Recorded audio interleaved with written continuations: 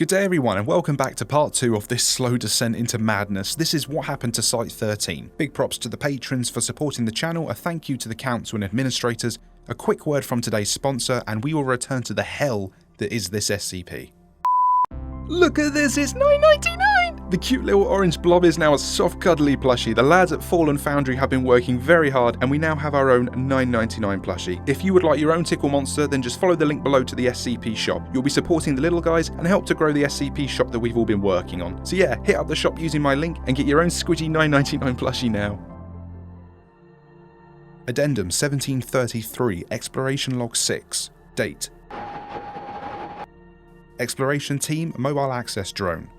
Notes. While waiting for additional resources to arrive at SCP-1730, an unmanned ground-based drone was launched into the main site complex through the same door that the D-12 team had entered.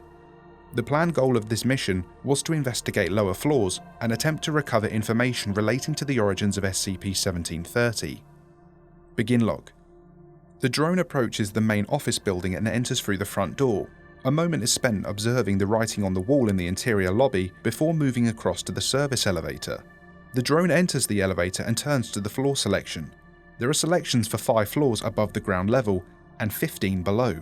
The drone moves to select the B15 level. The elevator begins to descend. After 7 floors, the elevator suddenly stops. After a few moments of time, it is determined that this is due to an intermittent power failure. The drone uses a suitable utility to open the forward-facing elevator door.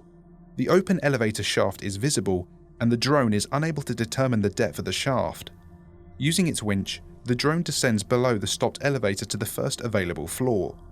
After prying open the door, the drone swings into the opening and retracts the winch.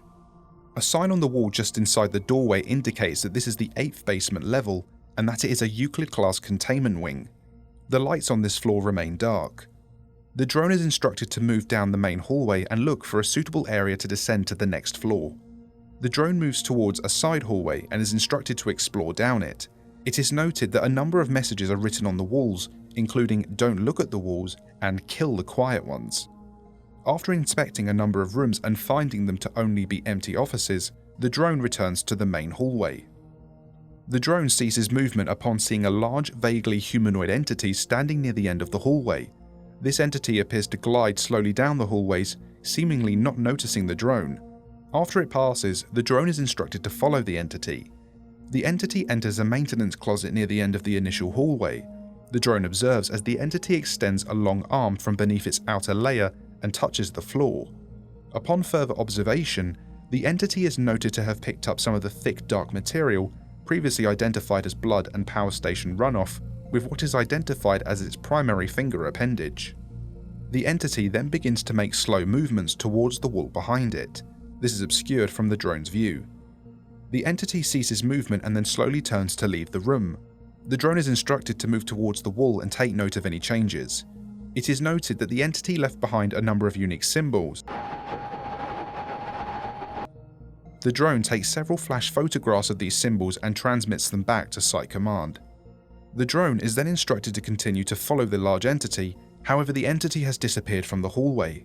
It is noted that the entity left no apparent footprints, even in the thick material covering parts of the floors. The drone is instructed to continue on regardless. The drone reaches what appears to be a series of several containment cells. The first cell is open. A placard on the side of the doorway reads Entity 324, scheduled for termination 13th of December 1975. The drone enters the doorway and observes a spacious containment cell. Thick rubber padding is all along the walls. The drone notices a human form in the corner of the room covered in the thick dark sludge. As the drone approaches the form, small sparks fire from its fingertips towards the drone. The drone takes several photographs, then leaves. The next 3 cells are all empty with no placards. The 4th cell is closed and its placard is smashed. The drone is instructed to attempt to open the door with its cutting torch, and after a few moments it is able to do so. The drone enters the room. In the corner of the room is the emaciated body of a human female, roughly aged at 34 years. The body shows no signs of life. A chain is seen around the neck descending into the shirt. Notable is the lack of sludge within this cell, possible as a result of the inhabitant closing the door and locking it from the interior. The drone searches the corpse for an identification badge and finds one. The name reads Jack Bright. The drone is then instructed to search the neck chain, but the chain is discovered to be broken. The drone then leaves the room. The drone traverses a short way until it finds a stairwell. The drone descends to the next floor. A sign by the doorway reads 5th floor. The drone turns to view the stairwell it had previously descended from, but finds it non-existent. After some short discussion at Site Command, the drone is instructed to enter the doorway. The drone enters a large, spacious office floor lit by sunlight. Several terminals are nearby, though all of them appear damaged or otherwise unusable. The drone approaches the least damaged terminal and attempts to power it on. The terminal does not power on, though whether this is due to a power outage or damage to the machine is unknown. The drone maneuvers across the room.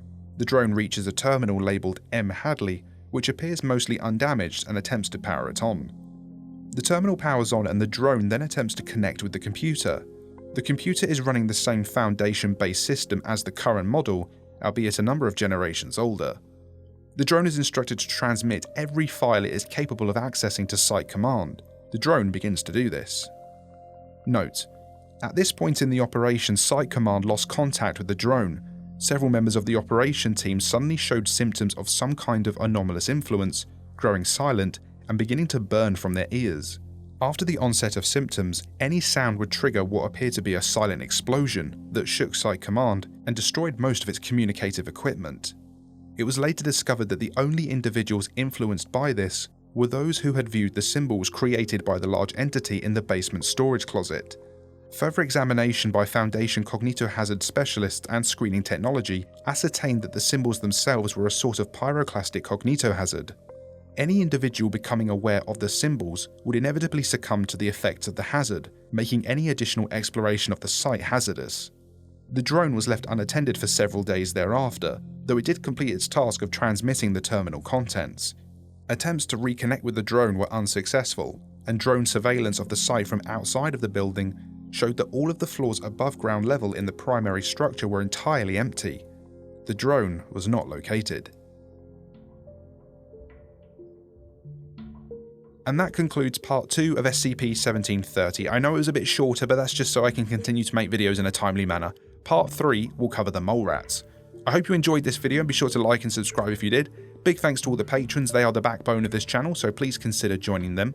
Special thanks to Rick Trexon, Wings of a Meme, Big Mac, Nicholas, Number of the Yeast, Infinitune, Splendy the Tier God, Razman, Guardian of Energy, Luna Wilson, Tamashik and Sam Samuel.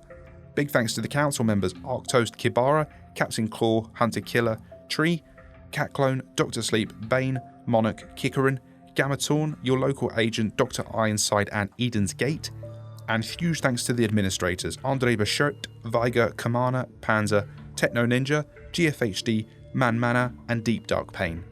Thank you all for watching, I will see you all soon,